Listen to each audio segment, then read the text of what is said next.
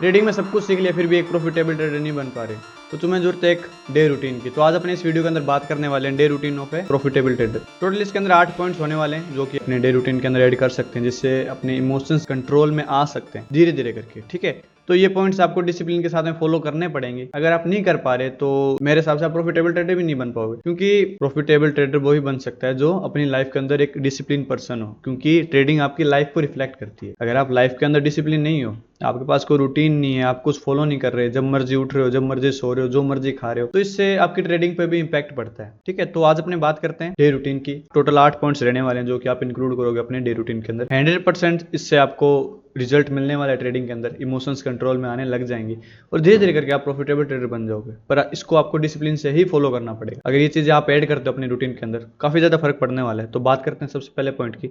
सबसे पहला पॉइंट है अपना wake up at A same time उठो, सेम टाइम सो। ठीक है, अगर आप 7:30 बजे उठ रहे हो, 5 बजे उठ रहे हो, 6 बजे उठ रहे हो, रेगुलर सेम टाइम ही उठो, ना उससे जल्दी ना उससे कम। और वीकेंड्स पर भी कुछ लोग क्या करते हैं कि Monday to Friday Saturday same time उठते हैं एंड वीकेंड्स पर वो लेट उठते हैं। बट मेरे हिसाब से क्या जितने भी मतलब एज ए बेस्ट रूटीन अपने लेके चलते हैं। अगर आप सेम टाइम पर उठ रहे हो तो वीकेंड्स पर भी सेम टाइम पर ही उठो। अगर वीकेंड पर सेम टाइम पर नहीं उठ रहे तो वो कहीं ना कहीं आपका डिसिप्लिन आगे जाके तोड़ेगा। एक बहुत बड़ा रोल होता है, जैसे कि देखो, अगर आप 5 दिन बढ़िया डिसिप्लिन के साथ फॉलो कर रहे हो, छठे दिन आपने अपना डिसिप्लिन तोड़ दिया ये सोच के कि मैं 5 दिन से फॉलो कर रहा हूँ, एक दिन कर लूंगा तो क्या फर्क पड़ेगा। इससे आपकी विल पावर होती है वो बहुत ज़्यादा वीक पड़ जाती है। तो आगे जाके क्या आप ये चीज़ें फॉलो नहीं कर पाते। जैसे आप कुछ काम कोई भी काम आप स्टार्ट करते हो, स्टार्ट करने के बाद में क्या होता है कि आप कुछ टाइम ही उसके अंदर 100% देते हो, उसके बाद उस काम का आता पता ही नहीं होता।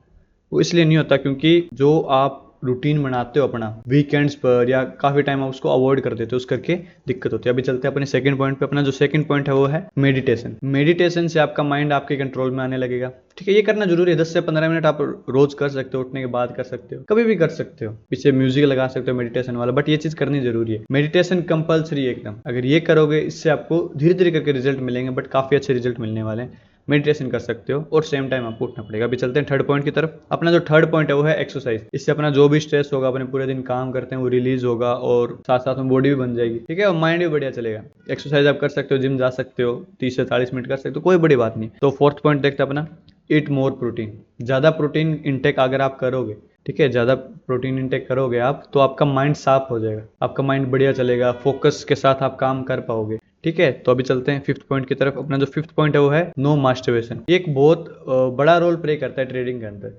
अगर आप खुद पे कंट्रोल नहीं कर पा रहे, आप मास्टरबेट कर रहे हो, बार बार मास्टरबेट कर रहे हो, इससे क्या होगा। अब जैसे कि फोमो वाली अक्सर काफी बिगिनर्स को प्रॉब्लम आती है, वो फोमो में एंट्री करते हैं, ओवर ट्रेड करते हैं, तो कहीं ना कहीं उधर बहुत बड़ा रोल प्ले करता है मास्टरबेशन वाला। क्योंकि उस टाइम अगर आप कंट्रोल कर लेते हो अपने मास्टरबेशन को, तो आप फोमो पर और जो भी आप ओवर ट्रेड करते हो इन चीजों पर भी कंट्रोल कर लोगे। ये भी कंपलसरी है। ठीक है, ये आप जितना हो उसके उतना कम करो। अब चलते हैं सिक्स पॉइंट की तरफ। अपना जो सिक्स पॉइंट है वो है रीड बुक्स। बुक हमेशा रीड करो। जैसे कि मैं एक बुक रीड कर रहा हूँ हाल फिलहाल में, इसका नाम है मास्टर योर इमोशंस करके। आप कोई भी ऐसी बुक पढ़ सकते हो, कोई भी जिससे आपकी लाइफ या फिर जर्नी इंप्रूव हो। जैसे कि मैं ये मास्टर योर इमोशंस नाम की बुक पढ़ रहा हूँ। आप कोई भी पढ़ सकते हो, अच्छी बुक कोई भी। ठीक है, अगर आप जाना चाहते हो नाम तो मेरे को कमेंट कर देना, मैं बेस्ट टॉप 10 बुक्स की भी एक वीडियो बना दूंगा। अभी चलते हैं सेवंथ पॉइंट पे। अपना जो सेवंथ पॉइंट है वो है लर्न समथिंग। हमेशा कुछ ना कुछ सीखते रहो, कुछ ना कुछ सीखते रहो, थोड़ा थोड़ा करके सीखो। चाहे मतलब एक चीज ये है कि अगर आप आज के टाइम पे अगर आपकी लर्निंग जीरो है ना, दिन के अंदर कुछ भी नहीं कर रहे, आप कुछ भी लर्न नहीं कर रहे, तो आप जहां पर हो वहां पर ही रह जाओगे। बट आप कुछ ना कुछ थोड़ा थोड़ा करके लर्न कर रहे हो तो धीरे धीरे आपके अंदर इंप्रूवमेंट भी होगी। बट ये चीज भी कंपलसरी है, हमेशा कुछ ना कुछ अपने बारे में सीखो, ट्रेडिंग के बारे में सीखो, जो भी आप चीज कर रहे हो उसके बारे में सीखो, थोड़ा थोड़ा करके सीखो, बट रेगुलर बेसिस पे सीखो। लास्ट पॉइंट है अपना 8 पॉइंट, वो है +8 आवर स्लीप।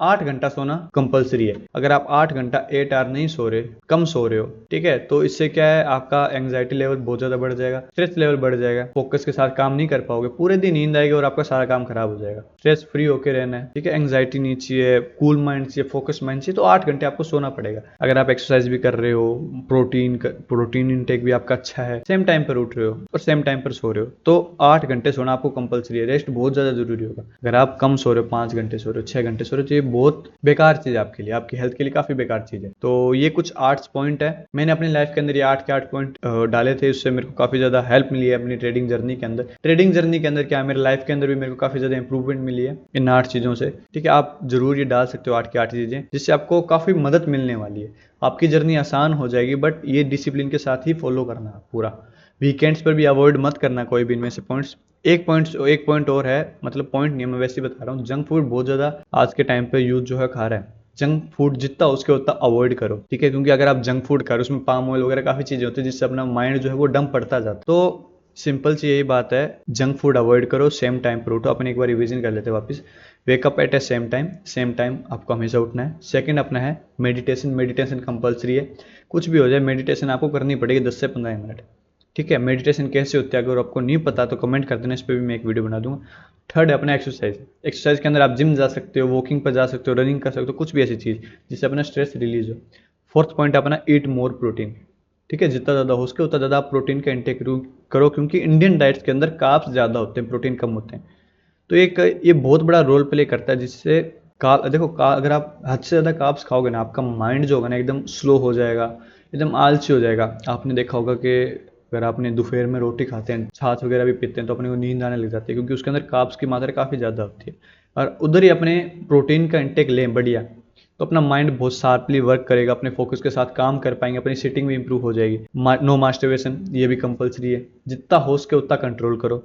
रीड बुक, ये भी बहुत बढ़िया है, अगर आप कुछ ना कुछ रीड कर रहे हो, रीड करने से क्या होता है, देखो अपना स्ट्रेस रिलीज होता है और कुछ ना कुछ सीखने को भी मिलता है। सेवंथ पॉइंट है लर्न समथिंग, हमेशा कुछ ना कुछ सीखते रहो। एट्थ पॉइंट है +8 आवर स्लीप। ठीक है, ये 8 मेजर पॉइंट्स है, और एक वो आपको बता दें जंक फूड वाला भी, जंक फूड जितना उसके उतना अवॉइड करो। ये 8 पॉइंट्स है, इनको इंक्लूड करो अपने डे रूटीन के अंदर और आपको रिजल्ट मिल जाएगा। मिलते हैं अभी नेक्स्ट वीडियो में, तब तक के लिए बाय बाय।